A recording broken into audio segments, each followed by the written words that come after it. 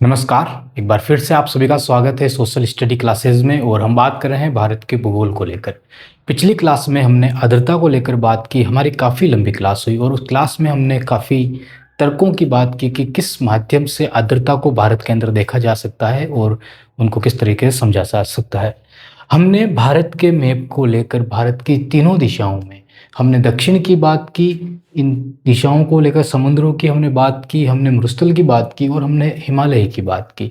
और हमने आपको ये बताया कि भारत के अंदर जो आर्द्रता का जो मीटर है, जो मापा जाता है प्रतिशत में, परसेंटेज में, उसमें हमने देखा कि हिमालय के यहाँ पे जो हवाओं के अंदर जो आर्द्रता मिलती है वो लगभग 80% प्लस मिलती है हमको। 80% मिलती है, जबकि इन हवाओं में पानी बिल्कुल भी नहीं होता है, फिर भी आर्द्रता इतनी होती है। पानी का मतलब ये देखो, अगर आर्द्रता है तो उस हवा के अंदर पानी है, उस हवा के अंदर नमी मौजूद है। लेकिन पानी का मतलब ये हुआ कि जो मानसून के द्वारा पानी लाया जाता है और बारिश कर दी जाती है, उस प्रकार से इन हवाओं के बीच में नहीं होता है।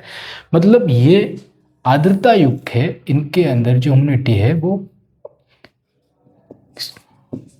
काफ़ी ज़्यादा है, 80% की मिलती है। लेकिन इनके अंदर जो बारिश वाला पानी है वो नहीं है। दो प्रकार से आर्द्रता हमारे देश के अंदर देखी जाती है। और अगर इनको आपने अच्छे से समझ लिया तो आप जियोग्राफी में जो जलवायु का, क्लाइमेट का टॉपिक है, उसको भारत की स्थिति के अनुरूप समझ जाओगे। तो यहाँ पे ध्यान से सुनना और समझना।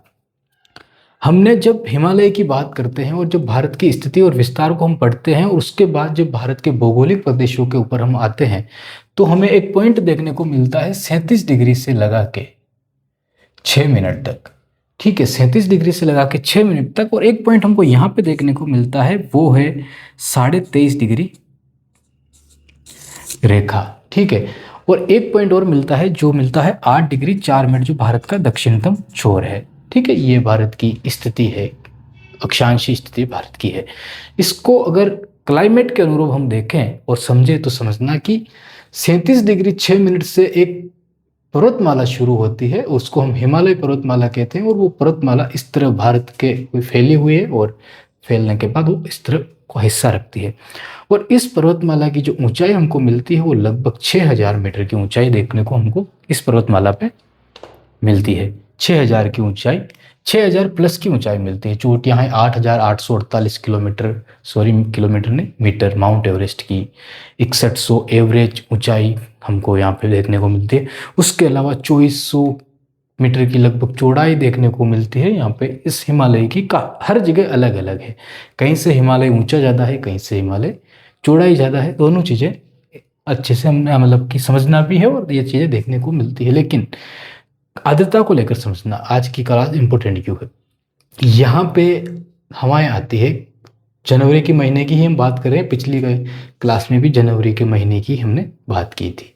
ठीक है, यहाँ पे भी हवाएं आती है, इधर से भी आती है हवाएं, इधर से भी आती है हवाएं, इधर से भी आती है। और हवाएं भारत के अंदर इधर से आती है, ऐसे आती है, ऐसे आती है, यहाँ से, यहाँ से। ठीक है, हवाएं आती है भारत के अंदर। और क्यों आती है, समझना कि क्यों आती। इसलिए आती है क्योंकि ये 0 डिग्री लाइन है और सूरज की स्थिति यहाँ पे होती है। जनवरी में जो हम बात कर रहे हैं, जनवरी के अंदर सूर्य की स्थिति यहाँ पे होती है और ये है मकर रेखा, ये है मकर रेखा। तो हवाएं हमेशा इस तरफ बहेगी, किस तरफ बहेगी, दक्षिण की तरफ बहेगी। हवाएं हमेशा दक्षिण की तरफ बहेगी। लेकिन कुछ हवाएं होती है जो काफ़ी ऊंचाई पे चलती है, 20-22 किलोमीटर की ऊंचाई पे चलती है। ठीक है, जिनको हम जेट कहते हैं। वो हवाएं जो होती है, वो हवाएं इस तरह चलती है, व्यापारिक पवनें जिसको हम कहते हैं, वो चलती है। और उनके साथ पश्चिमी विक्षोभ भारत के अंदर आते हैं, जो पंजाब, हरियाणा और राजस्थान के हिस्सों में बारिश करते हैं वो। लेकिन अगर इनको छोड़ दिया जाए, ये एक पश्चिमी विक्षोभ है, अपने साथ कितनी बारिश लाते हैं, कितना कुछ है, वो अलग बात है। लेकिन इनको समझना, ये हवाएं साइबेरिया से आई है, ये हवाएं रूस से आई है, ये हवाएं एशिया से आई है। मतलब कि कुल मिला के ये नॉर्थ पोल से हवाएं आए हैं और ये साउथ पोल की तरफ जा रही है। क्यों? क्योंकि सूर्य की स्थिति अभी साउथ पोल की तरफ है। मतलब मकर रेखा पे है तो मकर रेखा साउथ पोल की तरफ है और कर्क रेखा उत्तर की तरफ है, मतलब कि नॉर्थ पोल की तरफ है। तो हवाएं हमेशा नॉर्थ पोल से साउथ पोल की तरफ चलेगी जब सूर्य की स्थिति कहाँ पे होगी, सूर्य की स्थिति मकर रेखा पे होगी। ठीक है, तो यहाँ पे समझना, सूर्य की स्थिति मकर रेखा पे है, हवाएं उत्तर से दक्षिण की तरफ चल रही है तो बीच में भारत पड़ता है, और भारत का हिस्सा पड़ता है तो भारत के हिस्से में हिमालय आता है। हिमालय जब भारत के हिस्से में आता है तो इसकी ऊंचाई 6000+ मीटर हमको मिलती है, और इतनी ऊंचाई होने के कारण भारत के अंदर घुसने वाली हवाएं तिब्बत के पठार में रुक जाती है या हिमालय की उत्तरी जड़ों में रुक जाती है, और यहाँ से हवाएं आगे नहीं बढ़ पाती। अब यहाँ पे एक चीज को नोटिस कीजिए, जब ये हवाएं नॉर्थ पोल से साउथ पोल की तरफ बह रही है तो इनके बीच में कोई समुद्र नहीं आया है। ठीक है, इनके बीच में कोई समुद्र नहीं आया है, तो ये हवाएं पानी कहाँ से लेके आएगी। लेकिन ये हवाएं उस क्षेत्र से आ रही है जहाँ पे सबसे ज़्यादा ठंड है, उस वक्त की सबसे ज़्यादा ठंड जहाँ पे पड़ रही है, ये हवाएं वहाँ से उठ के आ रही है। ठीक है, कहाँ से, और इसको वापस समझना, इसको अगर बारीकी से समझ लोगे तो क्लाइमेट का एक छोटा सा अंश आपका कंप्लीट हो जाएगा। तो इसको ध्यान से समझना, छोटी छोटी चीजें हैं लेकिन ये जियोग्राफी कंप्लीट करवा देती है, तो ध्यान से इसको वापस सुनना एक बार। काफी अच्छा पॉइंट है ये, देखो 2 पेन का यूज करते हैं ताकि अच्छे से आपको समझ में आए। हम थोड़ी चौड़ी बनाते हैं पृथ्वी को ताकि ये 0 डिग्री लाइन है। ठीक है, इसको समझना, ये 0 डिग्री लाइन है और ये इधर भी 0 डिग्री लाइन है।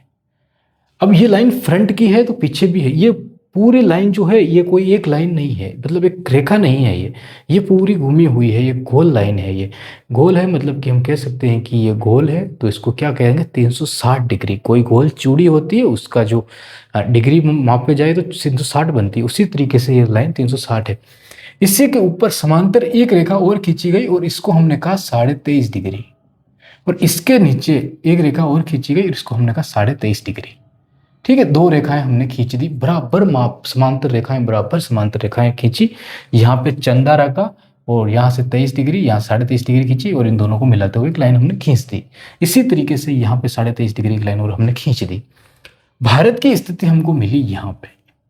ठीक है, भारत की स्थिति एशिया में है और एशिया पूर्वी गोलार्ध में है, तो भारत की स्थिति हमको मिली यहाँ पे।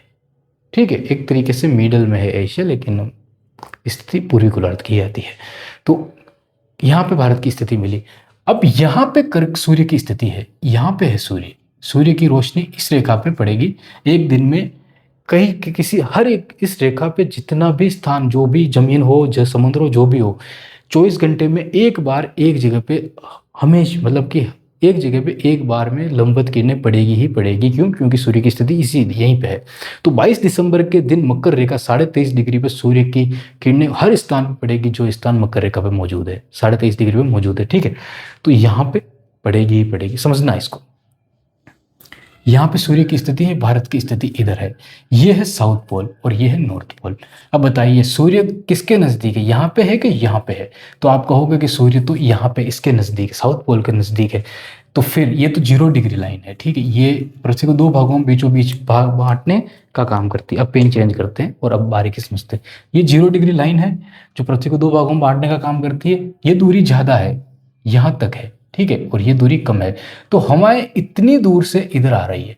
लेकिन ताजुब की बात है कि इनके बीच में कोई समुद्र नहीं है, समुद्र है लेकिन इधर है, और इधर से हमको कोई लेना देना नहीं है। क्यों? क्योंकि हवाएं तो सीधी चलेगी, हवाएं तो सूर्य की तरफ भागेगी, जो भागेगी तो बीच में तो भारत पड़ेगा हमारा यहाँ पे, और भारत के इस हिस्से में समुद्र नहीं मिलते हैं हमको।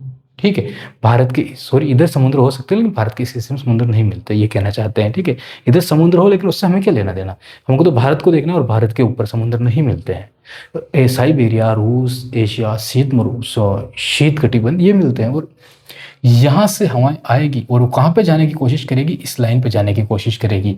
तो हवाएं यहाँ पे आएगी, तो मुझे बताइए पानी तो है नहीं इन हवाओं में, तो फिर हवाएं झाड़ी कैसे है, मतलब झाड़ी मतलब भारी कैसे है? तो इसका ये मतलब हुआ ये हवाएं बर्फीले स्थान से आ रही है। जब हवाएं बर्फीले स्थान से आ रही है और आगे जा रही है, किस तरफ? मकर रेखा की तरफ जा रही है, बीच में हिमालय पड़ा, तो ये भारी हवाएं जो है यहाँ पे टकरा गई। वास्तविकता समझना, इनकी -30 डिग्री होती है ये हवाएं, -20 डिग्री, -30 डिग्री, -35 डिग्री होती है। तिब्बत के पठार में हवाएं इतनी ज़्यादा बर्फीली होती है, इतनी ज़्यादा ठंडी होती है। लेकिन भारत के अंदर तो ये 10 डिग्री तापमान या उससे थोड़ा कम मिलता है। अगर ज़्यादा जितनी ऊंचाई पे जाएंगे माइनस में तापमान चला जाएगा, जितनी ऊंचाई पे जाएंगे जनवरी में उतना तापमान माइनस में जाएगा वो। लेकिन एवरेज अगर देखें तो भारत के अंदर तापमान ठीक है 10 डिग्री माइनस 25 डिग्री देखने को मिलता है। तो इतना कम कैसे मिल रहा है?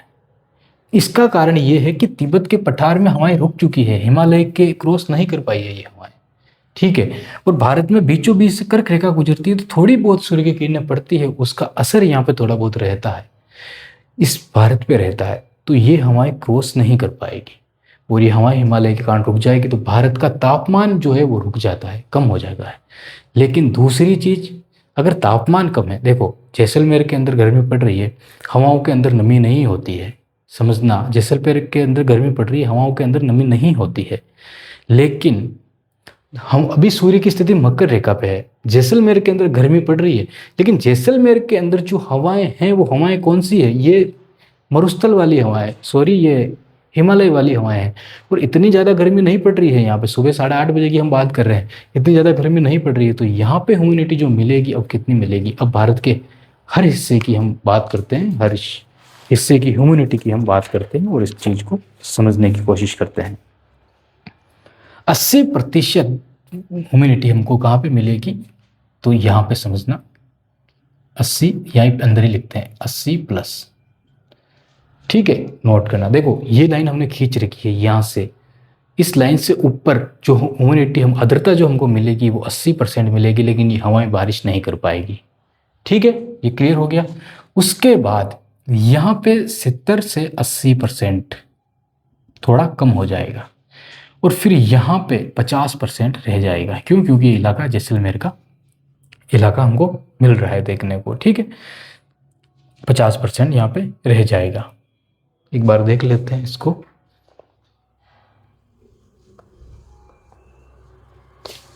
ठीक है, 50% का हिस्सा यहाँ पे रह जाएगा और फिर ये हिस्सा आता है, ये वाला हिस्सा आता है यहाँ पे जो आर्द्रता देखनी ज़्यादा मध्य प्रदेश है, ये देखना है, समझना है इसको। 50% राजस्थान में, इसको क्लियर करेंगे, लेकिन एक बार ये आंकड़ा देख लेना क्या क्या लिखा है। जो 70-80% यहाँ पे रहती है, 50% यहाँ पे रहती है जनवरी के अंदर।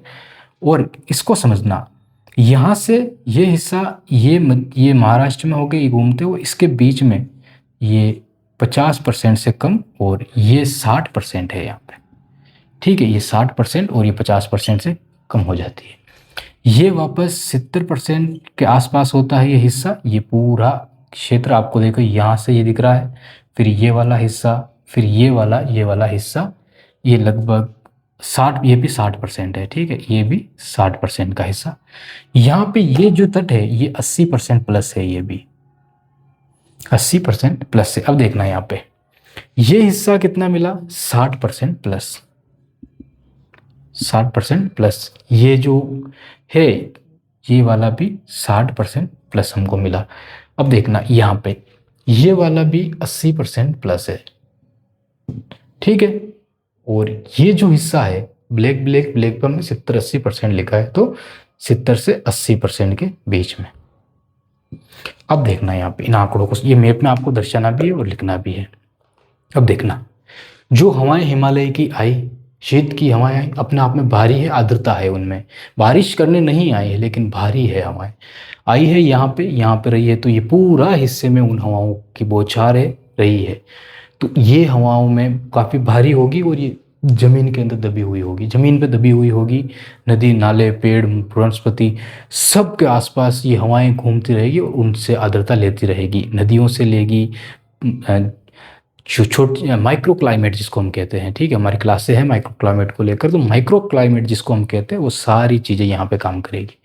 उसके बाद आगे बढ़ेंगे तो आपको पता है कि कर्क रेखा है ये, और यहाँ पे सूर्य की रोशनी पड़ रही है, तो कर्क रेखा के आसपास के क्षेत्र जो हैं तो थोड़ी आर्द्रता कम होगी। जैसे जैसे हिमालय इधर आएगी हमारी थोड़ी आर्द्रता कम होगी, आर्द्रता कम होगी तो ये 70-80% होगी और फिर 60% राजस्थान में आते आते और फिर कच्छ के रण में यहाँ पे 50% रह जाएगी। तो आप देखिए 70 थोड़ी कम हुई, यहाँ पे कम हुई और यहाँ पे कम हो गई, यहाँ पे कम हो गई, ठीक है, इस तरह की स्थितियाँ बनी है। और फिर देखिए यहाँ पे हिमालय के टच है तो 80% है और यहाँ पे 70-80% यहाँ पे रह जाती है, ठीक है। तो एक बार इस मैप में आंकड़े लिख लीजिए, फिर आगे चलते हैं। अब आपको क्या करना है कि ये मैप बनाना है, क्योंकि क्लास काफ़ी बड़ी हो जाएगी, पिछली क्लास भी बड़ी हो गई थी, ये भी तो बोरिंग लगने लगेगा। तो आपको ये मैप बनाने के बाद हम नेक्स्ट क्लास में इनको लेकर डिटेल में चर्चा करेंगे और आपको ये चीज़ों का वास्तविक जो स्थिति है उस भारत को लेकर हम चर्चा करेंगे।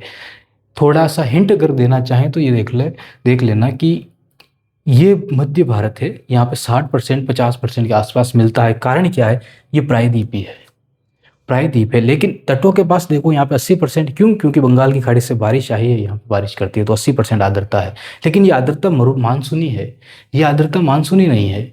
ये शीत मरुस्थल ठंडी हवाएं जो आई है, ये तो और आर्द्रता कम हो गई है यहाँ पे। अगर ये होती तो 100%, प्लीज 100% होती है। ठीक है, तो स्थिति आगे देखते हैं अगली क्लास में।